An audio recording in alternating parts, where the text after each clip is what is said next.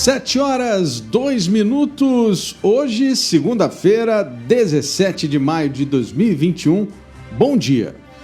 Bom dia a todos, bom dia Álvaro. Cheia do Rio Negro atinge a Avenida Eduardo Ribeiro, no centro de Manaus, e Prefeitura começa construção de ponte hoje. Prefeitura entrega também a Estação Arena e também o Terminal 1 modernizados para atender usuários do transporte coletivo. Em Iranduba, a via principal da cidade que dá acesso ao porto é interditada por conta da cheia. De acordo com a Prefeitura, a rua pode desabar a qualquer momento. No esporte, vamos saber como foi o fim de semana decisivo nos campeonatos estaduais por todo o Brasil. Desembargador nega pedido de Elizabeth Valeico para anular quebra de sigilo telemático. Na coluna O Poder, vamos falar sobre o pedido de Elizabeth que tentava anular a quebra do sigilo telemático. E o desembargador negou esse pedido. Você também fica bem informado sobre o trânsito e as ocorrências policiais ao vivo. Este é o Jornal da Cidade de hoje, o seu Jornal das 7.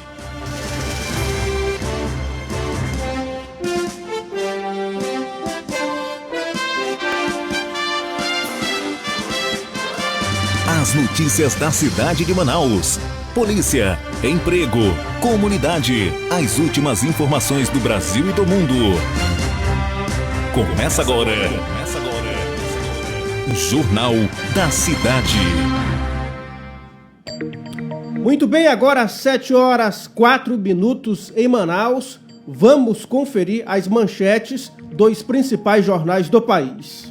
Antes, quero mandar aqui o bom dia especial ao Donier Silva, Patrícia Brito, Suzana Silva e Ilciane Leal, Franci Gomes, Sebastiana Feijó, Eliana Macedo, Alice Vitória, Vanderlei Guimarães, Anderson Sena e Marlon Davis e a Vânia Moura. Ali, muita gente aqui mandando bom dia a todos vocês, muito obrigado pela audiência e óbvio, a gente pede desde já que você nos ajude compartilhando esta transmissão para que mais pessoas também possam acompanhar as principais notícias dessa manhã de segunda-feira.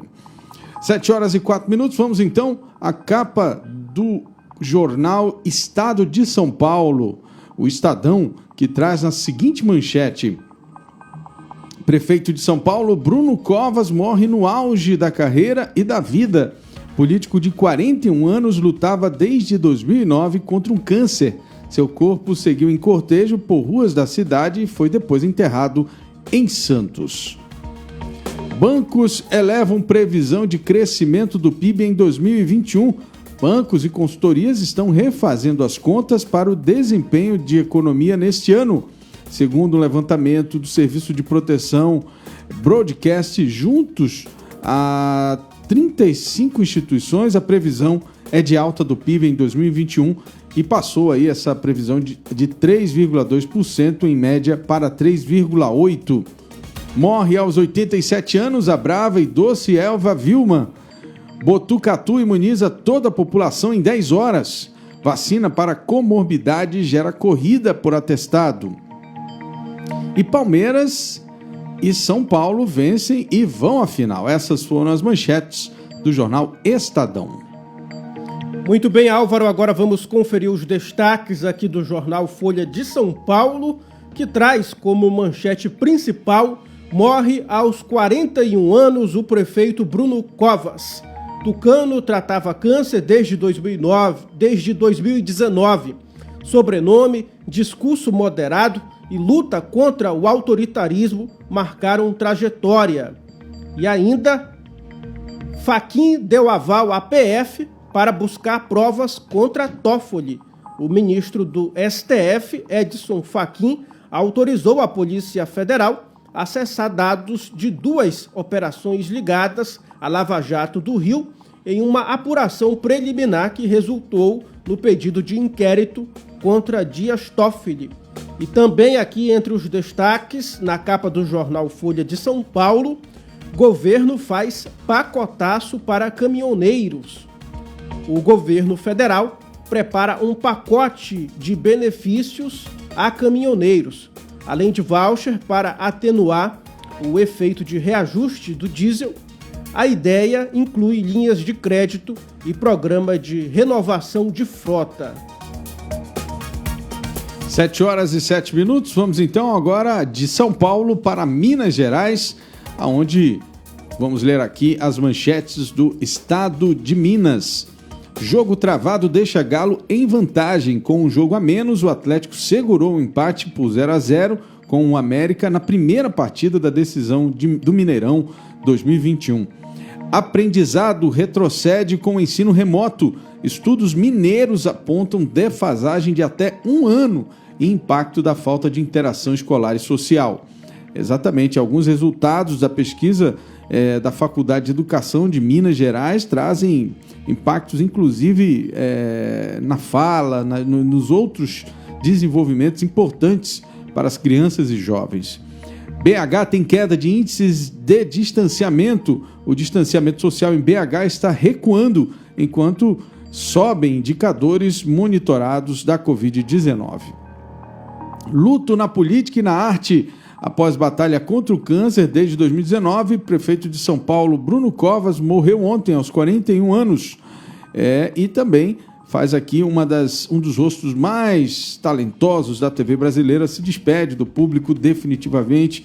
Eva Vilma morreu aos 87 anos em São Paulo com problemas renais e também diagnóstico de câncer. Secretária também quer se calar na CPI da Covid e respostas para a saúde avançar. Uma entrevista com o senador Carlos Viana. São 7h09. Agora vamos conferir os destaques do jornal O Globo, que traz aqui como manchete principal risco ambiental. Terras com registro irregular em áreas protegidas crescem 56% em 2 anos. A autodeclaração prevista em lei avança em territórios indígenas e parques, mostra estudo. E também Bruno Covas, prefeito de São Paulo, morre aos 41 anos.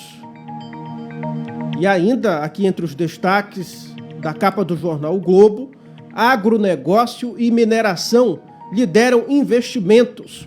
A agroindústria e a mineração já respondem por mais da metade dos investimentos estrangeiros e 30% do PIB do país. 7h10. Jornal da Cidade. Só o que importa. Então eu peço que você compartilhe desde já a nossa transmissão para que a gente possa atingir o maior número de pessoas nessa manhã de segunda-feira.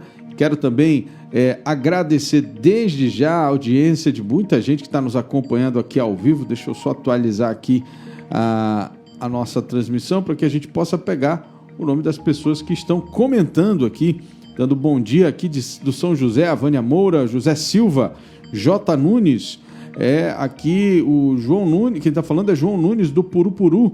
Obrigado, João, aí, um abraço a todos do Purupuru. Claudemir Freitas, bom dia. E Andrew Lima também está aqui acompanhando a transmissão do Jornal da Cidade. Você não sai daí, porque daqui a pouco a gente tem ao vivo as notícias do trânsito, da cheia. E olha, desde já eu peço que você que está nos assistindo, deixa eu fazer aqui o símbolo, aqui, exatamente. Essa é a logomarca, esse é o aplicativo da nossa rádio, a ZLZN. É só entrar na Google Play Store que você consegue baixar esse aplicativo, só digitar lá ZLZN e você vai baixar o aplicativo da nossa rádio e ouvir a transmissão das nossas principais notícias do seu celular sem precisar acessar suas redes sociais. Vamos agora ao Correio Brasiliense, lá na capital federal, traz uma entrevista com o ministro Marco Aurélio Mello. Governos deveriam ter sido mais céleres nas decisões, diz o decano do Supremo Tribunal Federal, lamentando o fato da administração pública, especialmente o Poder Central, ter reagido com morosidade ao avanço da pandemia, que já matou 435 mil pessoas, ou 435 mil brasileiros. Pazuello e Ernesto são os alvos da terceira semana da CPI da pandemia. Servidores temem retaliação caso auxiliem investigações. Juro sobe, mas imóvel ainda está acessível. Política perde um conciliador. A emoção de Tomás Covas na despedida do pai resumiu a dor da perda do prefeito de São Paulo. E tem aqui como o Barcelona venceu o preconceito e verba para a Universidade de Brasília não atende pesquisa. Esses foram os destaques do jornal Correio Brasiliense, a capa do Correio Brasiliense de hoje em circulação em todo o Brasil. Muito bem, Álvaro, agora vamos conferir os destaques aqui do jornal 0 Hora do Rio Grande do Sul, que traz aqui como manchete principal: indústria acumula alta de 12,3% e lidera a reação da economia gaúcha no primeiro trimestre. Desempenho no Rio Grande do Sul é superior aos 4,4% registrados no país nos primeiros 3 meses do ano. E também luto: prefeito de SP é enterrado no mesmo jazigo do avô, Mário Covas. Álvaro. 7h13. Aqui mandar um abraço para todo mundo do Monte das Oliveiras, o nome aqui do Vanderlei Guimarães está nos assistindo. Um abraço aí a todos que moram nesse bairro tão importante da cidade, o Monte das Oliveiras. Também aqui ao Job Moura, Francisca Gomes, Vitória Grandes, Eva Souza, Tereza Araújo, né? Todo mundo está nos assistindo nesse momento. Lúcia Berglund, Vânia Lira, Elis Moro, Jussiane Tolosa. Então, assim, eu queria pedir a todos vocês que compartilhem essa transmissão, que mandem no WhatsApp, na sua lista, para os seus amigos, o link dessa transmissão, para que mais pessoas possam acompanhar as notícias dessa manhã. Vamos agora ao jornal A Crítica de hoje. Exatamente, o jornal A Crítica, que traz na sua manchete principal: lixo nos rios, limpeza pública cheia expõe poluição. 600 toneladas de resíduos recolhidas na orla de Manaus foram levadas ontem ao aterro sanitário. O trabalho exige uso de redes, balsas e rebocadores e poderia ser evitado se o descarte do lixo fosse feito de forma correta, né? Infelizmente, a população tem total responsabilidade nesse hábito de ficar jogando lixo dentro do rio e dos igarapés. Proposta encolhe poder do MP. Texto em debate no Congresso inviabiliza boa parte das investigações feitas pelo Ministério Público, avalia integrante do órgão. Jujuba precisa de ajuda. Ambulante pede ajuda para seguir seu trabalho solidário em hospitais. Emoção na despedida de Bruno Covas. E no craque, vantagem agora do Tufão. Parezão Tufão a um empate do título. A gente vai falar disso daqui a pouco com Carlos Eduardo Souza. Essas foram as manchetes do Jornal A Crítica desta segunda-feira. O tempo hoje. A previsão para hoje, de acordo com o Instituto Climatempo, é de sol e aumento de nuvens de manhã, pancadas de chuva à tarde e à noite, mínima de 23 graus e máxima de 32 graus. Trânsito. Muito bem, são 7h16. Agora é hora da gente saber como é que está o trânsito na nossa cidade. Edila já deve estar posicionado em qualquer ponto da cidade, mas antes quero mandar um bom dia aqui para Soraya Bindá, ela que está ali no Cidadão 5. Então um abraço aí a todos os moradores do Cidadão 5 que nos acompanham nesse momento. A Lucinete Souza, a Suzy Mota, a Edna Fleury, o Luciano Elan, Silmara Silva e Lili Castro, todo mundo aí nos acompanhando, e peço mais uma vez que você compartilhe a nossa transmissão para chegar ao maior número de pessoas. Edila Chaves, bom dia, boa semana, você de volta, seja muito bem-vinda, já estava fazendo falta aqui conosco. Bom dia Álvaro, bom dia a todos que acompanham o site imediato e bom dia aí para o Tiago, né Tiago? Bom dia, Edila. Bom dia, Tiago. Bom, Álvaro, trazendo as informações a todos que estão nos acompanhando, aqueles que estão na direção do trânsito, muita atenção, viu, gente? Tem novidade para quem anda de ônibus e tem novidade também para quem tem carro particular. Durante esta manhã vai acontecer a entrega da Estação Arena e Terminal 1. Lembrando que estão modernizados para atender o usuário do transporte coletivo, né? Isso vai acontecer por volta das 8 horas da manhã, porém, neste momento, já está tendo ali uma prévia de como vai ficar a situação das pessoas que necessitam do transporte público e com a entrega deste novo terminal. Lembrando, viu, é o terminal da Avenida Constantino Neri e também ali em frente à Arena, aquele ponto de estação. Agora, sobre o trânsito, tivemos a informação de um acidente de motoqueiro. Olha, gente, muita atenção, motociclista, capacete é prioridade, viu? Algo que 99,9% consegue ali se salvar em acidente de trânsito. Quem é motociclista é a questão do capacete. Esse acidente ocorreu na Avenida Max Teixeira. Tanto o condutor quanto o garupa acabaram ali com escoriações, nada grave, mas mesmo assim o trânsito ainda ficou um pouquinho congestionado e foi necessária também a atuação do IMMU no local. No demais, outro ponto que nós temos na cidade de Manaus, atenção, quem vem para o centro da cidade, Avenida Eduardo Ribeiro, no trecho entre as lojas Marisa até o final da Eduardo Ribeiro, ao lado da Praça do Relógio, está interditado para motoristas, viu, gente? A nossa equipe passou pelo local e realmente as águas do Rio Negro começaram a mostrar ali o ar da graça. Essas são as nossas notícias de trânsito durante esta manhã. Certo, são 7 horas e 18 minutos. Daqui a pouquinho também tem a inauguração aí de dois pontos importantes para o trânsito da cidade, principalmente para o transporte coletivo. A Edila vai falar daqui a pouco sobre isso também. 7 horas e 19 minutos. Obrigado, Edila. Daqui a pouquinho você volta. Trânsito. Bom, são 7 horas e 19 minutos.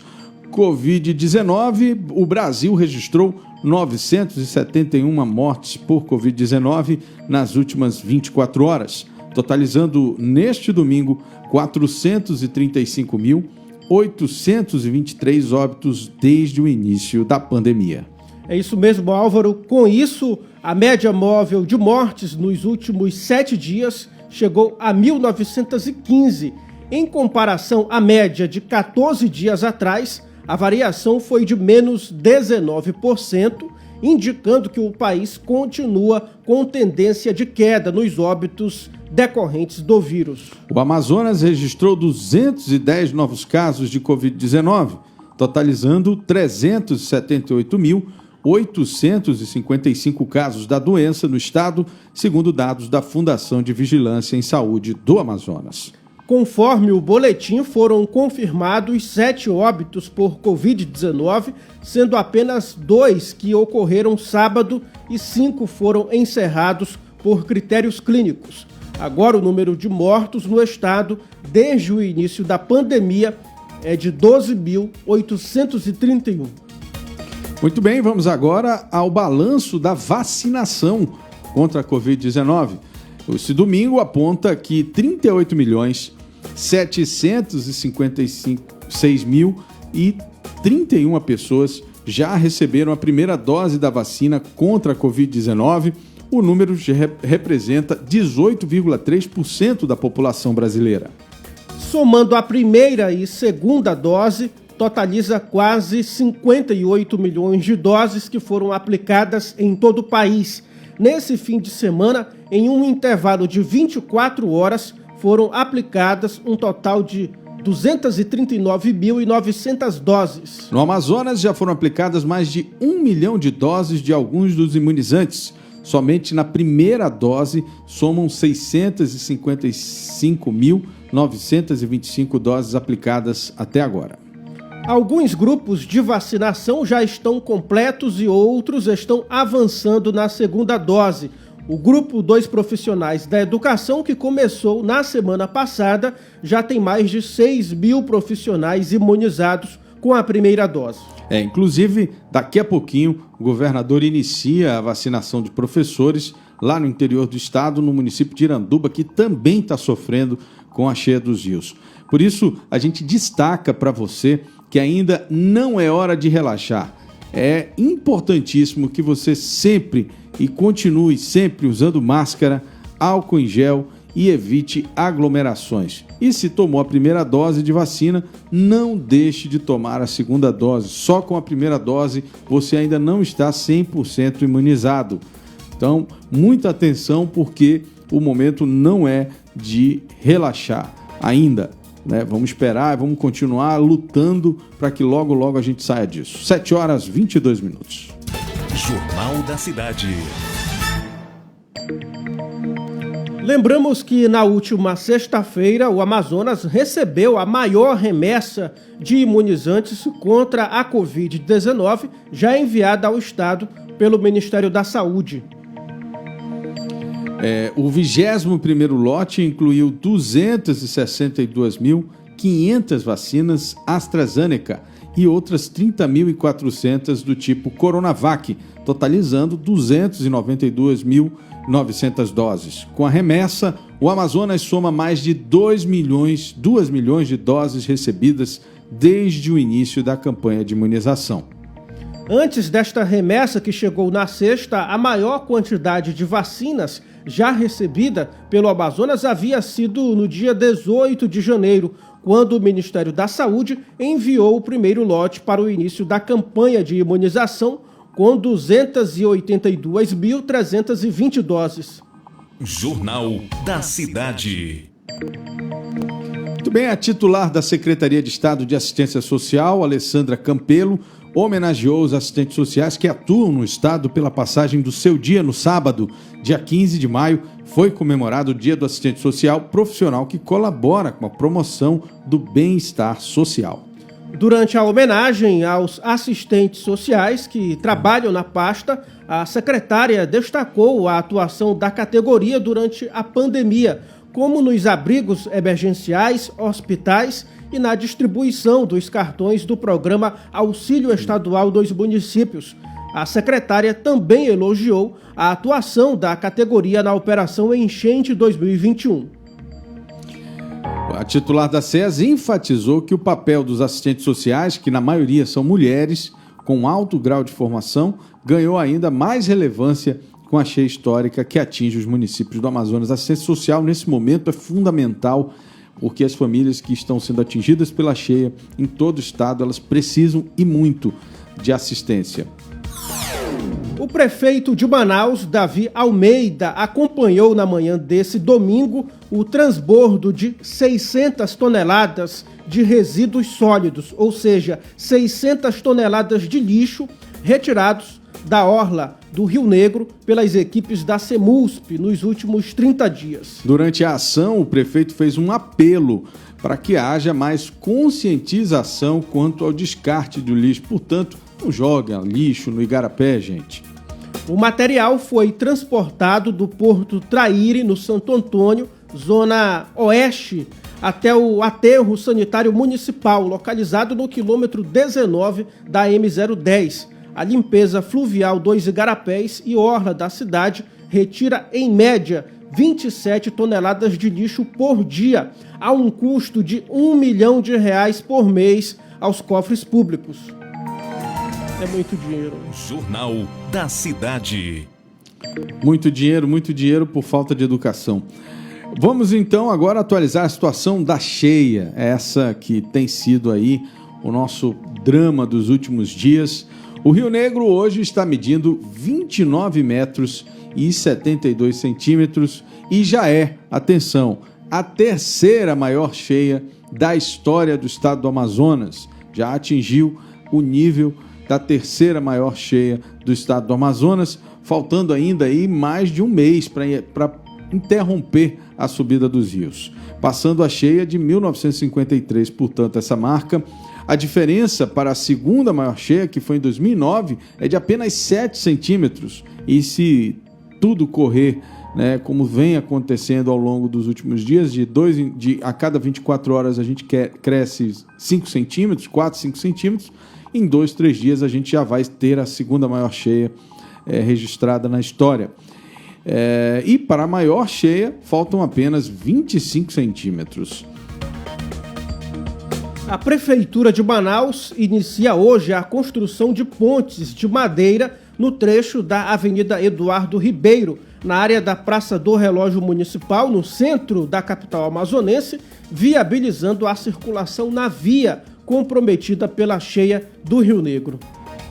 Pois é, e na noite do sábado, o prefeito de Manaus, Davi Almeida, conferiu o avanço do Rio Negro nas ruas do centro.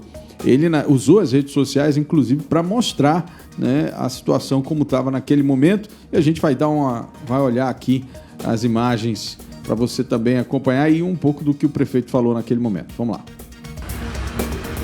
Boa noite, pessoal. São 20 horas, sábado. Estamos aqui na Eduardo Ribeiro, próximo ao relógio. As águas já estão aqui, as águas já não conseguem descer para o Rio Negro. Isso é o reflexo da grande enchente, da grande cheia desse ano de 2021. Prefeitura na rua, o trabalho não para. Amanhã a gente volta aqui para começar a construção de passarelas, colocar barricadas de areia com cimento para poder deixar numa situação mínima possível de trafegabilidade. Valeu, pessoal, boa noite. O prefeito também confirmou a distribuição ao longo da semana de cestas básicas, kits de higiene e de dormitórios às famílias dos 15 bairros atingidos pela cheia do Rio Negro, assim como a construção de pontes e marombas, que são pisos elevados de madeira nas áreas inundadas. Muito bem, ainda falando da cheia, são 7 horas e 28 minutos, atenção aí para o horário, você que está se arrumando para sair de casa. Agora no interior do Amazonas, ela também está causando muitos estragos, muito prejuízo. Aqui no município de Iranduba, por exemplo, a via principal que liga o porto da cidade com a cidade teve que ser interditada neste sábado. A nossa equipe, a equipe do Imediato, esteve lá acompanhando essa situação, mostrando em detalhes essa imagem que você está vendo aí, olha, a imagem aérea. Você observa, então, essa via, no final dessa via aí, no topo da tela, é a cidade de Iranduba. E para cá, para baixo da tela, que na direção do rio, é onde fica o porto, que está completamente submerso já. Então, os barcos eles já começaram a atracar ao longo da via. Muito bem, no sábado, o prefeito entendeu que toda essa via aí já corre um risco de desabamento, porque, na verdade, ela é um aterro, né? Então, como passa rio por baixo, né, a probabilidade de ter aí, com o peso de carros e veículos passando por aí, ter um desabamento e um acidente é muito grande. Então, a via já foi interditada e as pessoas continuam desembarcando aí, nessa via, porém, elas têm que caminhar até o início da cidade, em virtude exatamente desse risco que está acontecendo na cidade de Iranduba. Isso é só um exemplo, né, de tudo que está acontecendo no interior do estado, uma imagem impactante, né, porque mostra os barcos aí já atracando ao longo da via, quando na verdade deveriam estar atracando lá atrás, no porto que está, infelizmente, completamente submerso. Pois é, a medida não agradou muito os produtores rurais e os feirantes, que têm agora que conseguir uma nova alternativa para fazer o transporte dos seus produtos. O órgão de transporte informou para a nossa equipe de reportagem que podem transitar no local apenas motocicletas e pedestres. Pois é, as imagens, como você viu, você tem uma noção, né, de quanto o rio está cheio ali naquela região. Por conta da cheia, fica muito difícil ali, praticamente impossível descer no porto do Iranduba. 7 horas e 31 minutos. Jornal da Cidade. Só o que importa. A Polícia Federal e o Ministério Público Federal estão investigando um esquema de contrabando de armas e drogas com as digitais de duas facções criminosas, uma paulista e outra venezuelana, no rio Uraricoeira, em Roraima, na fronteira com a Venezuela. A região é a mesma onde tem ocorrido conflitos armados entre garimpeiros ilegais e indígenas da terra Yanomami. A investigação, mantida sob sigilo, começou em outubro a partir de uma denúncia de um roubo de 17 quilos de ouro em um dos garimpos do rio Uraricoeira. O comunicado à Polícia Federal foi feito pelos próprios garimpeiros que atuam na terra indígena. Eles definiram o assalto como cinematográfico, praticado por 10 pessoas encapuzadas com armas de grosso calibre e com o apoio de um helicóptero e lanchas rápidas. Garimpeiros teriam sido amarrados e outros feitos reféns na fuga. Ao investigar o roubo do ouro, agentes da Força Integrada de Combate ao Crime Organizado chegaram a 4 suspeitos que atuaram no comércio ilegal de armas em Boa Vista. Com eles foram encontrados um fuzil AK-47 capaz de derrubar uma aeronave e um outro Colt 556, ambas consideradas armas de guerra, além de cocaína e uma balança de precisão. Polícia. E agora é aquele momento em que a gente confere as ocorrências do final de semana e também noite e madrugada de domingo. Vamos saber agora com Edila Chaves como é que foi aí o início da nossa semana de domingo para segunda. Edila. Oi, Edila, tá nos ouvindo? Acho que caiu a ligação, será, gente? Vamos seguir em frente aí, falando agora um pouco de política, depois a gente volta com polícia.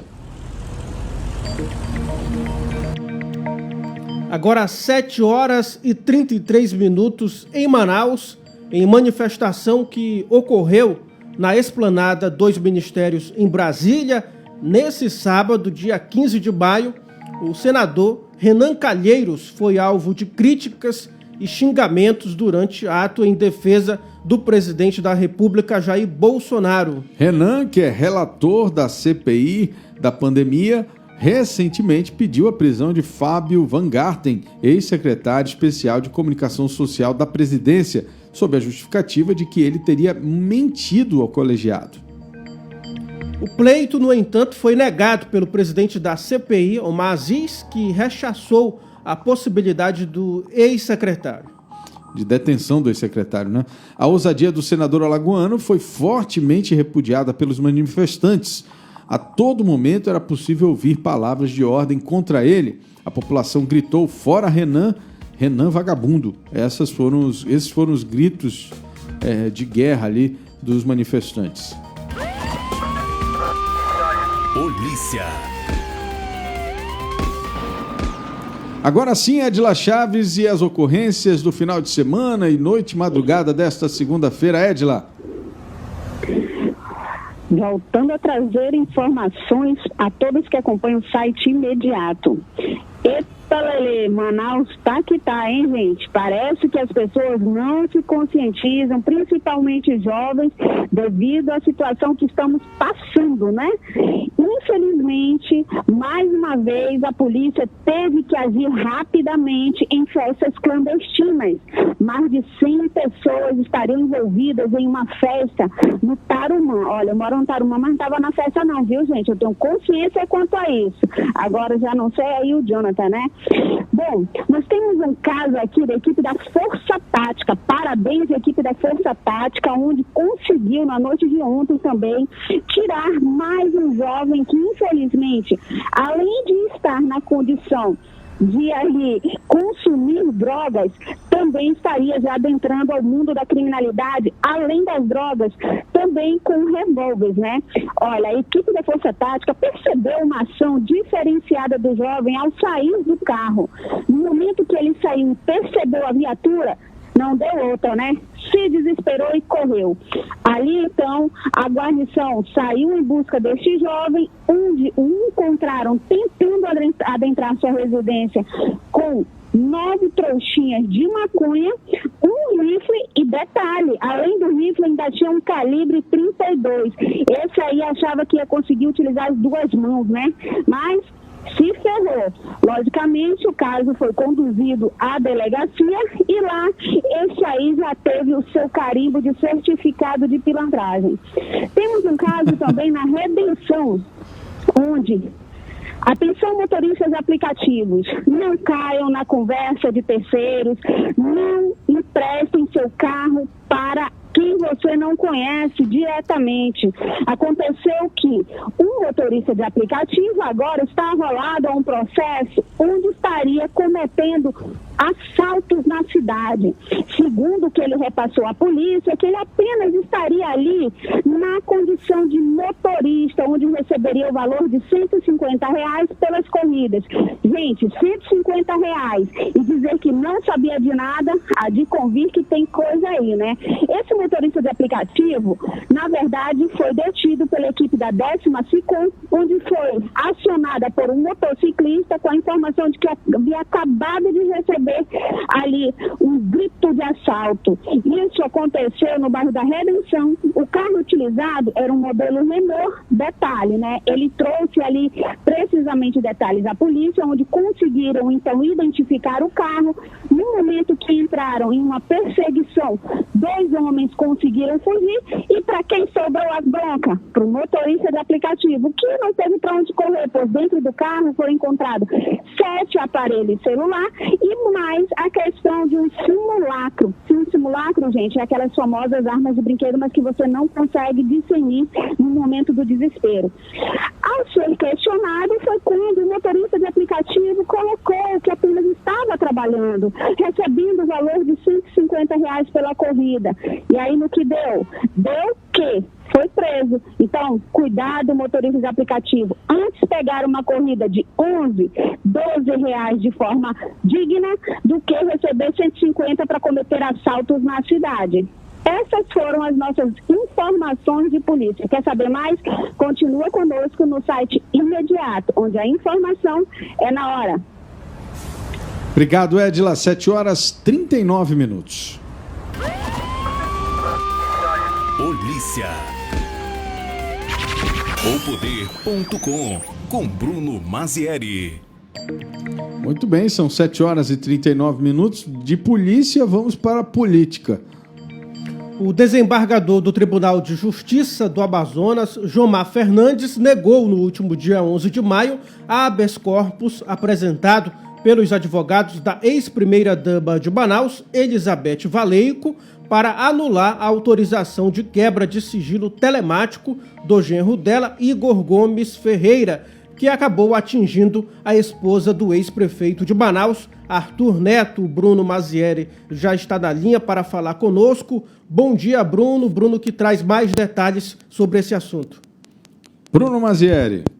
Bom dia, Thiago. Segundou e a gente já começa o dia falando de política, né? É importante, né, Bruno, a gente explicar o que é o telemático. O telemático são os dados de celular, né? Não é só a ligação telefônica. A quebra do sigilo telemático é acessar os celulares da pessoa para saber fotos, mensagens, essas coisas todas que são trocadas via aparelho celular, né? É isso mesmo, Álvaro. É um programa que é utilizado, na verdade, né, para você decodificar todo o celular da pessoa, para ter acesso a todas as informações que possuem aquele aparelho. E aí, essa investigação, obviamente, né, esse pedido de quebra foi por conta de uma investigação que existe por conta de possíveis crimes à administração pública e lavagem de dinheiro que envolvem a família da ex-primeira-dama de Manaus, Elizabeth Valeico. Então, como vocês adiantaram ainda há pouco, o habeas corpus apresentado pelo advogado da ex-primeira-dama pede a anulação da autorização e da quebra desse sigilo telemático do genro dela, o Igor Gomes Ferreira.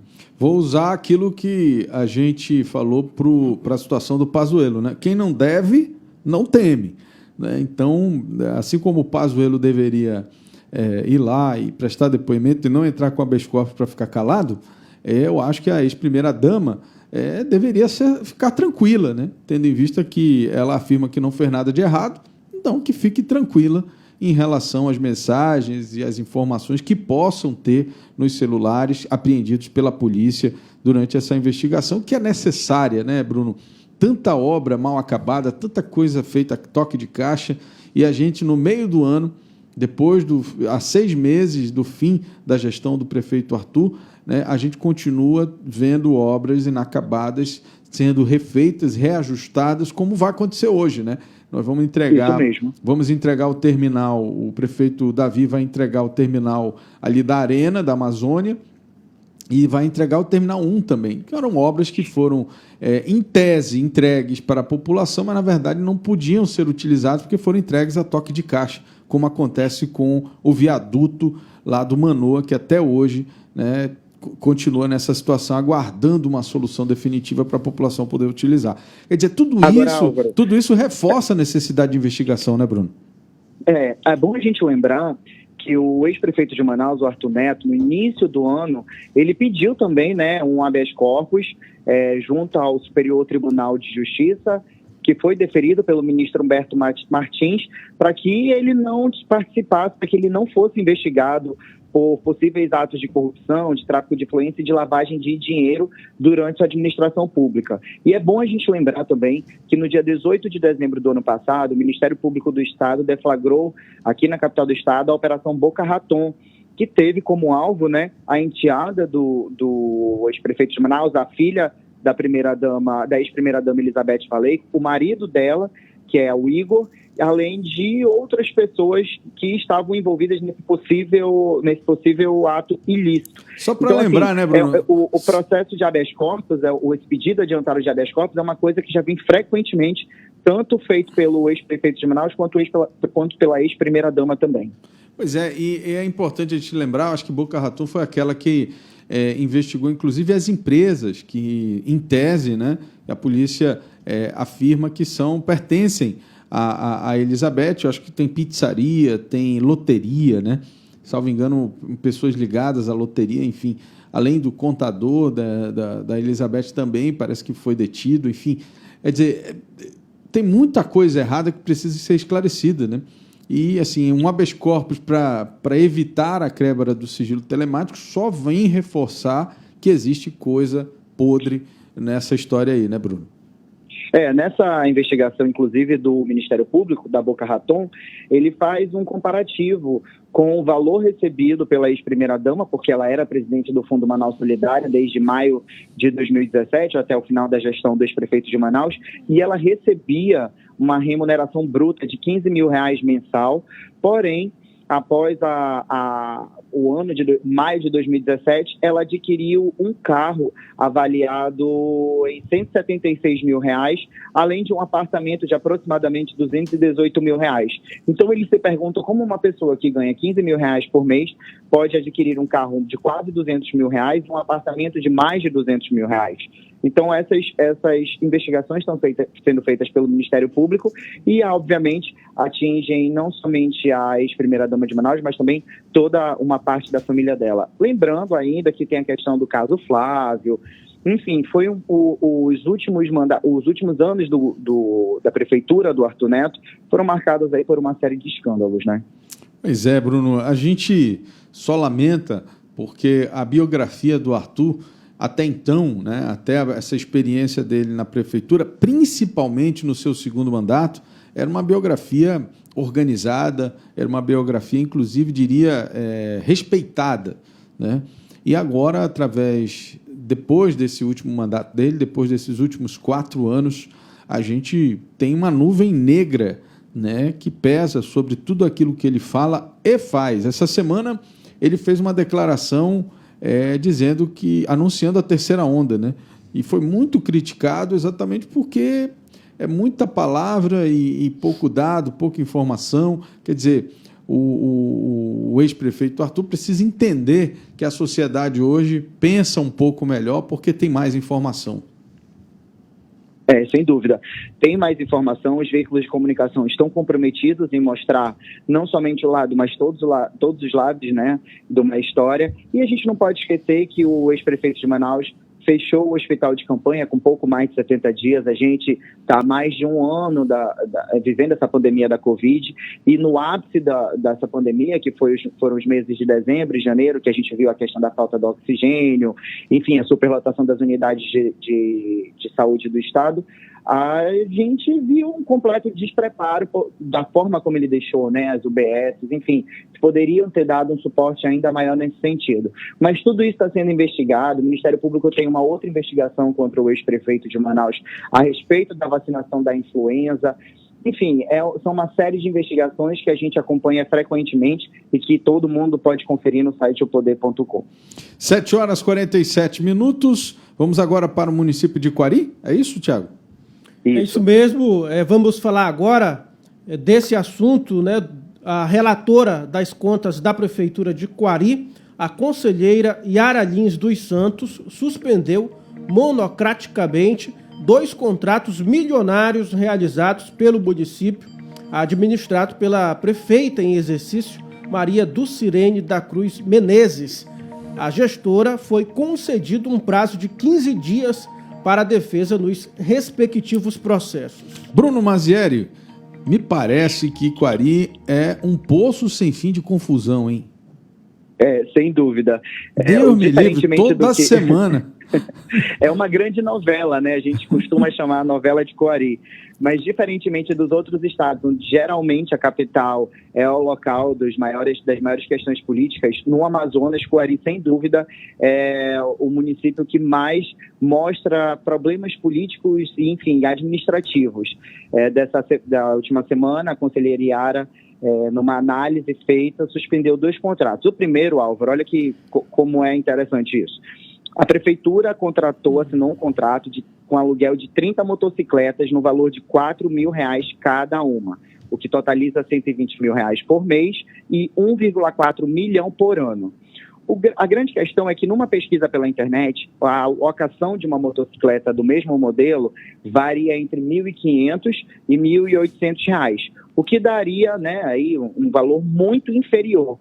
Ou seja, provavelmente há um superfaturamento em cima do aluguel dessas motos, o que fez com que a conselheira Yara, lá do TCE, suspendesse o contrato. O outro contrato suspenso foi no valor de 4,8 milhões anuais e é referente ao fornecimento de gasolina comum tipo C, óleo diesel S10 e lubrificantes para abastecimento da frota de veículos oficiais.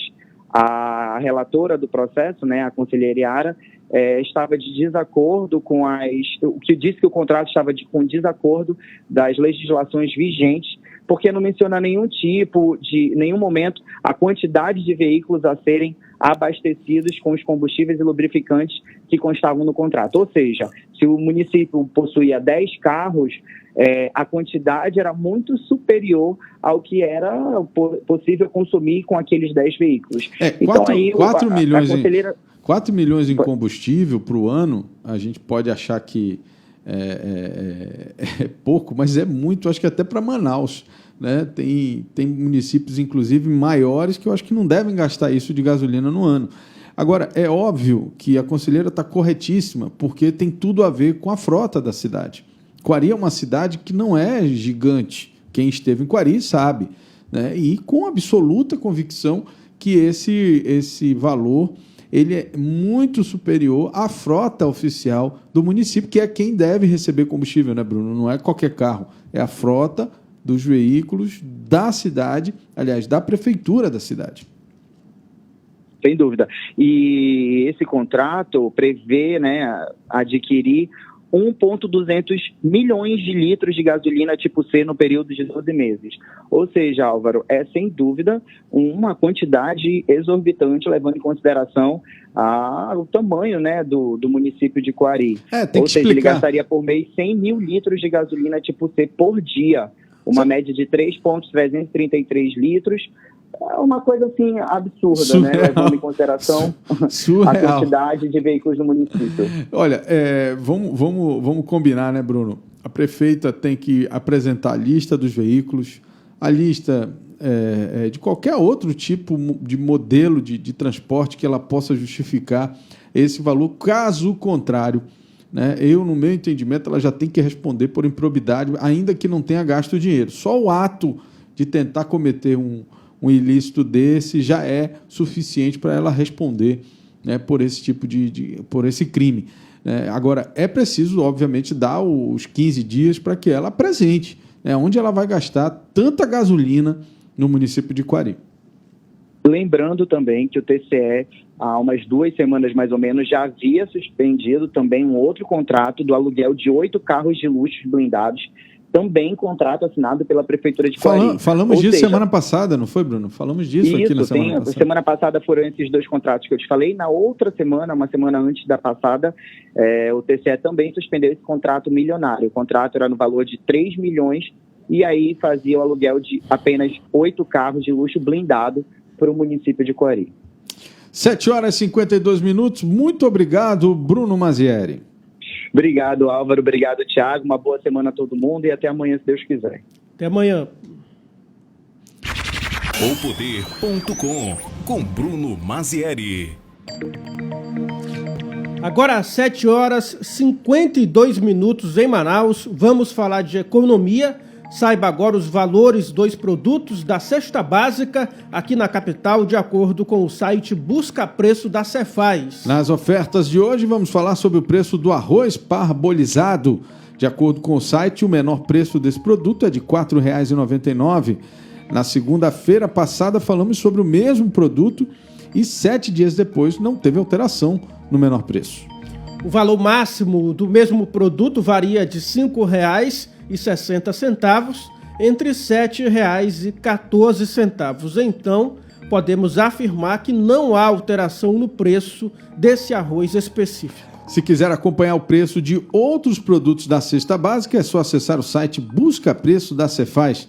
Os preços são de todos os supermercados que usam a nota fiscal amazonense. E quem sonha ser milionário vai ter mais uma chance para apostar na Mega Sena. Ninguém acertou as 6 dezenas do concurso realizado no sábado. O prêmio acumulou e a estimativa do valor que será sorteado na quarta-feira é de R$ 40 milhões. A Quina teve 128 apostas ganhadoras e cada uma leva para casa um pouco mais de R$ 28 mil. Atenção aí para os números sorteados no sábado: 07, 31, 37, 42, 44 e 56. Para o próximo sorteio, que acontece então na quarta-feira, as apostas podem ser feitas no Amazonas até às 18 horas em qualquer casa lotérica. Também é possível fazer no site da Caixa Econômica Federal. Momento do Esporte, com Carlos Eduardo Souza. Carlito Teves do Amazonas. Bom dia, meu amigo. Bom dia, Álvaro. Tudo bem? Eu falo Carlito Teves do Amazonas porque ninguém sabe, mas o Carlito Teves aqui é craque, né? É centroavante aí dos times de pelada do meio da semana, não é isso, Carlos? Conta pra gente aí. Artilheiro, né? Artilheiro, por isso, merecido. Artilheiro. Merecido o título. Carlito, como é que foi aí o final de semana? Barezão, já tudo definido, muita surpresa, como é que tá? Olha, definido não, né? Tem mais um jogo ainda, o jogo do Campeonato Amazonense, primeiro da final, deu São Raimundo 2-1, para surpresa de muita gente, né? Venceu com 2 gols do Negueba e a equipe do Manaus agora tem que vencer a partida, né? Porque o empate agora passa a ser da equipe do São Raimundo no próximo sábado na Arena do Amazonas. Mas foi um jogão, foi um jogo muito bom. Expectativa de termos até público na próxima partida, uma experiência que a FPS vai fazer juntamente com o governo e também com a Federação Amazonense de Futebol, podendo colocar até 4 mil pessoas na próxima partida. Mas isso só vai ser decidido amanhã, 13 horas, aí a gente vai saber se vai ter ou não público nesse jogo final, viu, meu caro Álvaro? Certo. E no resto do Brasil, como é que foi ali o Mineiro? Bom, fim de semana tivemos o Fla-Flu no Rio de Janeiro, né, empate de 1-1. O Flamengo saiu ganhando, depois o Fluminense empatou. Tivemos também em São Paulo o Corinthians ontem perdendo para a equipe do Palmeiras em casa, 2-0. Depois à noite, São Paulo venceu o Mirassol por 4-0 e se classificou. Palmeiras e São Paulo vão fazer a finalíssima do Paulistão 2021. Ainda não tem datas para fazer essa partida. As duas equipes em Copa, Brasil, Libertadores, Campeonato Paulista, Brasileiro, não pode até em 6 de junho o Campeonato Paulista. Bom, Minas parece que o Galo conseguiu dar uma segurada ali, o América, né, num empate. Deu 0-0, né, lá em Minas Gerais, né, no primeiro jogo, e vai ser decidido também na segunda partida no próximo fim de semana. Lá em Porto Alegre deu o Grêmio de virada, né, 2-1 em cima da equipe do Internacional. O Internacional está na nhaca danada para ganhar do Grêmio, viu? Está difícil de ganhar do Grêmio, e agora o Grêmio vai jogar por um empate na próxima partida para ser campeão lá do Rio Grande do Sul. Tá, o que a gente tem de destaque para essa semana, Carlos? Tem Libertadores? Como é que tá a agenda aí dos jogos? Tem Libertadores durante toda a semana, né? Terça, quarta e quinta tem jogos da Libertadores com todas as equipes do Brasil envolvidas aí. Na terça, na quarta e na quinta vão jogar a Copa Libertadores. Não. Tá certo. Carlos Eduardo Souza, muito obrigado, meu amigo. Bom dia para você, Álvaro. Bom dia. São 7h57 em Manaus. Jornal da Cidade. Só o que importa. Muito bem, a gente quer desde já agradecer a sua audiência hoje aqui conosco. Deixa eu ver se eu consigo aqui dar um bom dia final para quem está nos acompanhando. A Nenê Oliveira, Marco Antônio aqui falando, o Lissandro Breval, o nosso vereador, dando bom dia, ótima semana, vereador, a todos aí do seu gabinete. Bom dia para o Heitor Fábio, bom dia também para Luísa Maria Marques, José Nizardo, Ederson da Silva, Mário Belloni, Luiz Camargo, Isidório de Assis, enfim, muita gente assistindo a gente aqui pela página do site Imediato. Você que não gosta de acessar só redes sociais, pode baixar o nosso aplicativo, é o ZLZN, que está lá na loja da Google Play Store. Eu sempre confundo com a Apple, é Google Play Store. Lá você baixa o nosso aplicativo e ouve a nossa rádio web de qualquer lugar, sem precisar acessar rede social nenhuma. 7h58. Você, então, agradecendo aqui a sua audiência hoje. Você acabou de conferir o Jornal da Cidade, o seu noticiário das 7 da manhã, de segunda a sexta, aqui mesmo pelo site Imediato. Esta edição teve a apresentação de Álvaro Corado e Tiago Gonçalves. Transmissão e operação de áudio de John Andrew, produção e edição de Jonathan Souza, apoio técnico de Marcos Silva e Pablo Medeiros. Todo este conteúdo é produzido pela equipe da Rede Norte Digital, que daqui a pouco também traz para você o programa de comunidade da Rede Norte, que é o Imediato e o Povo, que vai ao ar aqui, ao vivo, às 11 horas da manhã, de segunda a sexta. E tem também o Manaus 90, que é às 4 horas da tarde aqui pelo site Imediato. Você também é convidado a acompanhar. Muito obrigado pela sua audiência, um excelente dia, uma excelente semana e que a gente se encontre aqui todos os dias no mesmo horário até a sexta-feira, às 7 horas da manhã.